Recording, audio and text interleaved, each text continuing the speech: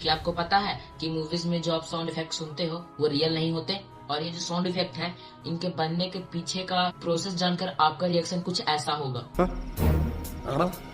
तो देखो, मूवीज में जो घोड़े होते हैं उनके दौड़ने का आवाज कुछ ऐसे रिकॉर्ड किया जाता है, नारियल को पटक कर। और मूवीज में जब बारिश का सीन होता है तो उसे ऐसे रिकॉर्ड किया जाता है, प्लास्टिक की मदद से। और लास्ट, माइनक्राफ्ट गेम तो आप सभी ने खेला होगा, तो नहीं। तो इस गेम में जो चलने की आवाज है वो कुछ ऐसे रिकॉर्ड की जाती है।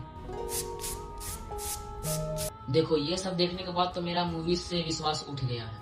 और अगर तुम्हें ऐसे कंटेंट और चाहिए तो इस चैनल को सब्सक्राइब कर देना।